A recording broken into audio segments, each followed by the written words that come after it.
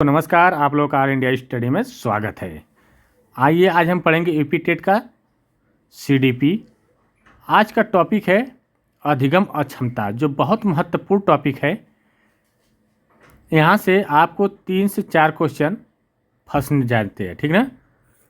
तो पूरा वीडियो देखिएगा, एकदम विस्तृत तरीके से हम बताते हुए चलेंगे, ताकि पेपर में जैसे ही आए आप लोग तुरंत देख करके आंसर सही कर सके। तो आइए प्रश्न नंबर 1 देखते हैं। डिसलेक्सिया मुख्य रूप से किस कठिनाई से संबंधित है? तो ऑप्शन नंबर 1 है पढ़ने से, बी कर रहा है लिखने से, सी कर रहा है गणित से, और डी कर रहा है बोलने से। तो देखिए, जो डिसलेक्सिया है ना, यह पढ़ने से संबंधित होता है, ठीक ना। तो डिसलेक्सिया में पढ़ने में कठिनाई होती है। जैसे इसमें क्या होता है, बच्चा अक्षरों को पहचानने में क्या करता है, गलती करता है और शब्दों को उल्टा पढ़ता है। जैसे सा है, सा को क्या पढ़ देता है, वाच पढ़ देता है, ठीक ना। और बी को डी पढ़ देता है, ठीक। और लिखने की कठिनाई को क्या बोलते हैं, डिसग्राफिया। और बोलने की कठिनाई को डिस्फेजिया और या अफेजिया भी कहते हैं, ठीक ना। और गणित की कठिनाई, गणना करने की कठिनाई को डिसकैलकुलिया। तो आइए जितने भी अधिगम क्षमता के प्रकार होते हैं उसको पहले देख लेते हैं, ठीक ना। तो आइए देखते हैं। तो देखिए, डिसलेक्सिया में क्या होता है कि पढ़ने में कठिनाई होती है। डिसग्राफिया में लिखने में कठिनाई होती है, लिखावट खराब होती है, स्पेलिंग मिस्टेक हो जाती है, ठीक। और आइए आगे देख लेते हैं।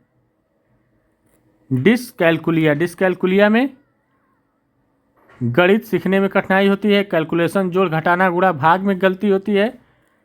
और डिस्प्रेक्सिया में क्या होता है कि शरीर का जो मूवमेंट होता है वह क्या होता है, हाथ पैर का जो मूवमेंट होता है वह नहीं सही से होता है, उससे बोलते हैं डिस्प्रेक्सिया, ठीक ना।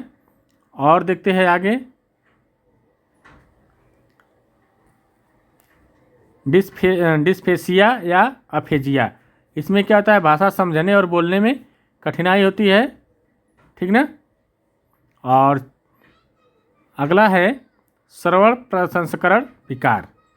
इसमें क्या होता है कि इसमें श्रवण प्रसंस्करण विकार में क्या होता है, ऑडिटरी प्रोसेसिंग डिसऑर्डर बोलते हैं इसको, जो सुनने के बाद समझने में कठिनाई होती है। और एक और है दृश्य प्रसंस्करण विकार, मतलब देखने में, विजुअली प्रोसेसिंग डिसऑर्डर। और एक और होता है ADHD। ADHD क्या होता है उसको हम बता दे रहे हैं। ADHD इसका मतलब होता है अटेंशन डिफिसिट होता है, attention deficit hyper activity disorder, ठीक ना। इसमें क्या होता है कि ध्यान की कमी और अत्यधिक चंचलता होती है। ADHD में जो होता है ध्यान की कमी होती है और अधिक चंचलता होती है, जिससे अधिगम समस्या क्या होती है, जोड़ने में कठिनाई होती है, ठीक ना। आइए अब देखते हैं, प्रश्न पर आते हैं। प्रश्न नंबर 2 पर आते हैं। आया समझ में ना। लिखने की क्षमता को क्या कहा जाता है, अभी हम बताए क्या कहा जाता है, डिसकैलकुलिया कहा जाता है कि डिस्ग्राफिया की डिसलेक्सिया या अफेजिया। डिसकैलकुलिया गणितीय होता है, जो गणना में दिक्कत होती है। डिसग्राफिया यह होती है लिखने में, किसमें, लिखने में दिक्कत होती है।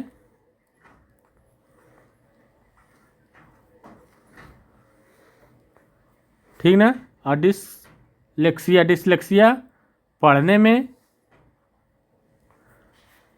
अफेजिया जो होती है बोलने में, ठीक ना, समझने में दिक्कत होती है, ठीक। आइए प्रश्न नंबर अगला देखते हैं, प्रश्न नंबर 3। गणितीय गणनाओं में समस्या होने पर कौन से अधिगम अक्षमता होती है? अभी हम बताए कौन सी? डिसकैलकुलिया ना, अभी हम बताए, इसीलिए पूरा प्रकार बता दी है ताकि आप लोग क्वेश्चन देखते हुए आसानी से कर ले जाए, ठीक ना। तो क्या होता है डिसकैलकुलिया, जिसमें जोड़ घटाव गुणा भाग करने में क्या होता है, चिन्हों में दिक्कत हो जाती है, जोड़ने में दिक्कत हो जाती है, ठीक ना। आइए प्रश्न नंबर 4 देखते हैं। भाषा संप्रेषण और भाषा समझने की अक्षमता को क्या कहते हैं? तो ऑप्शन नंबर है अफेजिया। संप्रेषण मतलब बोलने की बात है और समझने की, ठीक है। बी है डिसलेक्सिया, और सी है डिसकैलकुलिया, और डी है डिस्थीमिया। तो देखिए अभी हम बताए कि जो भाषा बोलने में दिक्कत होती है या समझने में दिक्कत होती है उसे क्या बोलते हैं, अफेजिया या डिसअफेजिया, ठीक ना। तो ऑप्शन नंबर ए करेक्ट हो जाएगा इसका। आइए प्रश्न नंबर 5 देखते हैं। प्रश्न नंबर 5 है गतिक कौशलों जैसे बटन लगाना या बाल पकड़ना में कठिनाई क्या कहलाता है? तो ऑप्शन नंबर है डिस्ग्राफिया, तो कहलाएगा नहीं, लिखने के लिए होता है डिस्प्रैक्सिया, ठीक है, ये कह सकते हैं। डिसकैलकुलिया तो होगा नहीं, ऑटिज्म होगा नहीं, तो डिस्प्रैक्सिया हो जाएगा इसका सही आंसर, ठीक ना। वही हम बताया डिस्प्रैक्सिया में क्या होता है कि मोमेंट क्या होता है, स्लो होता है। जब मोमेंट स्लो होगा शरीर का तो क्या होगा कि कोई कार्य करने में दिक्कत होगी, चाहे बटन लगाना हो चाहे बाल पकड़ना हो, एक पतला सा पकड़ना होगा तो हथवा हिलने लगेगा, ठीक ना। आइए प्रश्न नंबर 6 देखते हैं। गंभीर तनाव की अवस्था को मनोवैज्ञानिक भाषा में क्या कहते हैं? तो ऑप्शन नंबर 1 है डिस्थीमिया, बी है डिसग्राफिया, सी है डिसलेक्सिया, और डी है डिसमाफिया मार्फिया, ठीक ना। तो क्या कहते हैं, गंभीर तनाव हो की अवस्था में क्या कहेंगे इसको? तो इसको कहेंगे डिस्थीमिया। क्या कहेंगे? डिस्थीमिया। तो ऑप्शन नंबर ए करेक्ट हो जाएगा। आइए प्रश्न नंबर 7 देखते हैं। स्वयं के शरीर के अंगों को छोटा या अजीब समझने का भ्रम क्या कहलाता है? ऑप्शन नंबर है डिस्मार्फिया, बी है डिसलेक्सिया, सी है डिस्थीमिया, और डी है डिस्प्रैक्सिया। तो देखिए जब अपने अंगों को छोटा समझने में, अजीब समझने में भ्रम होता है तो यह डिस्मार्फिया कहलाता है। क्या कहलाता है? डिस्मार्फिया कहलाता है। ये सब क्वेश्चन कोई बताता नहीं है, बहुत महत्वपूर्ण होता है, ऐसे ही क्वेश्चन पेपर में पूछा जाता है, ठीक ना। ये तो एकदम रटा है कि डिस्ग्राफिया, डिसकैलकुलिया, डिसफेजिया, ठीक ना, ऐसे क्वेश्चन पूछे जाते हैं। आइए प्रश्न नंबर 8 देखते हैं। ADHD का पूरा नाम क्या है? अभी हम बताए थे attention deficit hyper activity disorder. तो ऑप्शन नंबर ए करेक्ट हो जाएगा इसका। प्रश्न नंबर 9 देखेंगे। पढ़ने की पूर्ण अक्षमता जो चोट के कारण हो क्या कहलाती है? Dyslexia, dysgraphia, dyscalculia, dysthymia. क्या कहलाएगी? डिसलेक्सिया। जब पढ़ने में दिक्कत होगी तो क्या कहलाएगी? डिसलेक्सिया कहलाएगी। आइए प्रश्न नंबर 10 देखते हैं। अधिगम अक्षमता शब्द का सर्वप्रथम प्रयोग किसने किया? तो ऑप्शन नंबर 1 है सैमुअल किर्क, बी है स्किनर, सी है पियाजे, और डी है थर्नडाइक। तो ये कौन किया? Samuel Kirk. Option number A correct हो जाएगा, 1963 में किए थे, ठीक ना। आइए प्रश्न नंबर 11 देखते हैं। भोजन ग्रहण करने संबंधित विकार को क्या कहते हैं? तो option number A dyslexia, B है बुलिमिया, सी है डिस्थीमिया, और डी है प्रोजेरिया। तो क्या कहते हैं? भोजन ग्रहण संबंधित विकार, खाना खाने में दिक्कत जो होती है उसको बुलिमिया कहते हैं। क्या कहते हैं? Bulimia. Option number B correct हो जाएगा। प्रश्न नंबर 12 देखेंगे। कम उम्र में वृद्धावस्था के लक्षण दिखाना कौन सी बीमारी है? तो ऑप्शन नंबर ए प्रोजेरिया, डिस्थीमिया, ऑटिज्म, अफेजिया। तो देखिए जब कम उम्र में वृद्धावस्था का जो लक्षण दिखने लगता है तो उसको हम कहते हैं प्रोजेरिया। आइए प्रश्न नंबर 13 देखते हैं। शब्दों की वर्तनी में बार बार गलती करना किसका लक्षण है? जब बोल रहे हैं तो बार बार गलती कर रहे हैं तो इसका मतलब क्या हो जाएगा? डिसऑर्थोग्राफी हो जाएगा। क्या हो जाएगा? डिसऑर्थोग्राफी कहलाएगा, ठीक ना। आइए प्रश्न नंबर 14 देखते हैं। मस्तिष्क में क्षति के कारण पूर्ण रूप से पढ़ने की अक्षमता क्या कहलाती है? तो देखिए जो कहलाती है डिसलेक्सिया। क्या कहलाती है? जब पढ़ने में अक्षम रहेगा तो डिसलेक्सिया ही कहलाएगी। बस क्वेश्चन देखिए कैसे घुमाया हुआ है। आइए प्रश्न नंबर 15 देखेंगे। शब्दों को पढ़ तो लेना लेकिन उसका अर्थ बिल्कुल न समझ पाना क्या कहलाता है? तो क्या कहलाता है? हाइपरलेक्सिया। क्या कहलाता है? हाइपरलेक्सिया। पढ़ तो लेते हैं लेकिन अर्थ जब नहीं समझ पाते हैं तो उसको बोलते हैं हाइपरलेक्सिया, ठीक ना। आइए प्रश्न नंबर 16 देखते हैं। निर्देशों को सुनकर समझने में कठिनाई होना कौन सा विकार है? तो देखिए APD, ऑडिटर प्रोसेसिंग डिसऑर्डर, मतलब श्रवण दिक्कत होती है जो, ठीक ना। सुन करके क्या होता है? समझने में जो कठिनाई होती है वही APD कहलाती है, auditory processing disorder. Option number 1 correct हो जाएगा। प्रश्न नंबर 17 देखेंगे। सामाजिक मेल जोल में अत्यधिक कठिनाई क्या कहलाती है? तो ऑप्शन नंबर है सोलिनता, डिस्ग्राफिया, प्रोजेरिया, डिस्थीमिया। तो देखिए जो सामाजिक मेलजोल में जो अधिक कठिनाई होती है उसको हम बोलते हैं सोलिनता, ऑटिज्म। क्या बोलते हैं? ऑटिज्म। आइए प्रश्न नंबर 18 देखेंगे। अक्षरों के बीच अंतर न कर पाना, जैसे बी और को डी में भ्रम मुख्य लक्षण है तो क्या होगा? जब अक्षरों के बीच जब अंतर नहीं कर पाएंगे तो क्या कहलाएगा? वह डिसलेक्सिया कहलाएगा। क्या कहलाएगा? डिसलेक्सिया। आइए प्रश्न नंबर 19 देखते हैं। सूक्ष्म गतिक कौशलों में समस्या क्या कहलाती है?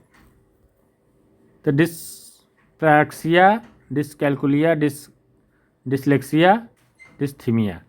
क्या कहलाएगी? सूक्ष्म गतिक कौशलों में समस्या आना। जब कौशलों में समस्या आएगी फाइन मोटर स्किल में तो इसका मतलब है डिस्प्रैक्सिया कहलाएगा, ठीक ना। जैसे पेंसिल को पकड़ने में दिक्कत, पेंटिंग करने में दिक्कत, धागे में सुई डालना दिक्कत, ये सब किसके अंतर्गत आएगा? डिस्प्रैक्सिया के अंतर्गत। आइए प्रश्न नंबर 20 देखते हैं। RPWD अधिनियम 2016 के अनुसार कुल कितनी श्रेणियों को अक्षमता माना गया है?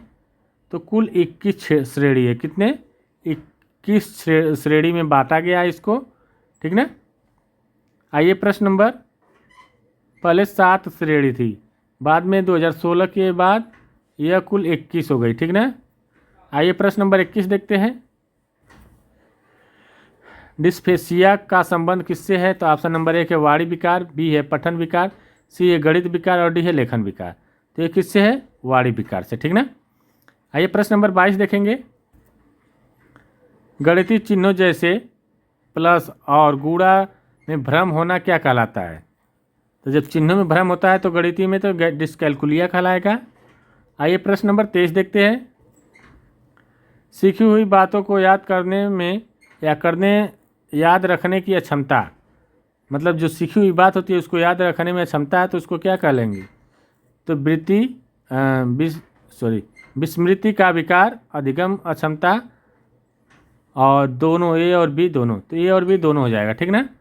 याद करने में भी दिक्कत और सीखने में भी दिक्कत, ठीक ना, दोनों होगी। आइए प्रश्न नंबर 24 देखते हैं। अधिगम अक्षमता किस प्रकार की अवस्था है? चरावस्था, स्थिर अवस्था, तो कौन सी है? यह चरावस्था होती है, ठीक ना। इसे चर इसलिए कहते हैं क्योंकि उचित अभ्यास और शिक्षण विधियों से इसमें सुधार किया जा सकता है, ठीक ना। आइए प्रश्न नंबर 25 देखेंगे। चेहरे के हाव भाव न समझ पाना किस अक्षमता का लक्षण है? तो जब चेहरे का हाव भाव नहीं समझ पाएंगे तो अशाब्दिक अधिगम अक्षमता है। ठीक, आइए प्रश्न नंबर 26 देखेंगे। डिस्ग्राफिया से शिकार बच्चों को किस प्रकार की नोटबुक देनी चाहिए? जब डिस्ग्राफिया से शिकार रहेगा बच्चा तो इसका मतलब है कि उसे 4 लाइन वाली नोटबुक देनी चाहिए, ठीक है ना, जिससे कि वो अक्षरों को आकार और बनावट